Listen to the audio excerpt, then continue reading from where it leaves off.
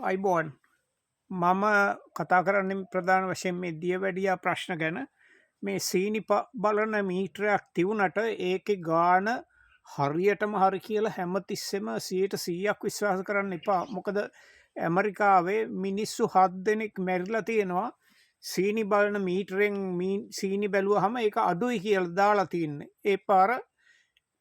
ඒ පාර මේක අඩුයි නේද කියලා ඒ මිනිස්සු 7 දෙනාම එක එක දවස්වල වෙලා තියෙන එක සැරේට නෙමෙයි එක එක තැන් වල තව කාලා තියෙනවා. තව පැණිරහ දේවල් කාලා තියෙනවා. මොකද කියලා තියෙන්නේ සීනි මට්ටම අඩු නම් පැණිරහ ඒව කන්න කියලානේ. අර මීටරේ පෙන්නලා තියෙන්නේ වැරදි ගාන.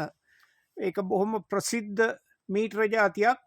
මම පාවිච්චි කරන එකක් නෙවෙයි ෆ්‍රී ස්ටයිල් කියන එක. ඉතින් ඒක නිසා තමන්ගේ සීනි මට්ටම දෙයට කෑවහම දවල්ට කෑවහම මෙන්න මේ කෑම ටික කෑවහම කොයි හරියද තියෙන්නේ කියලා දැනගන්න ඕන.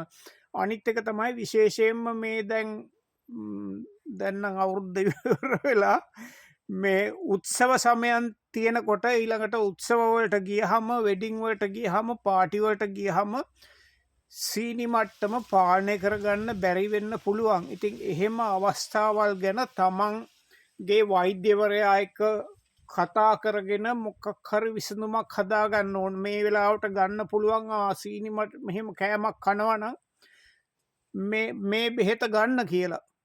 ඉතින් මගේ channel එකට subscribe කරලා එකතු වෙන්න. මොකද මගේ වීඩියෝ 1000කට වැඩිය තියෙනවා දියවැඩියාව සම්බන්ධ කතා කරන දේවල්. ඉතින් අපි ඊළඟ වීඩියෝ එකෙන් හම්බෙමු.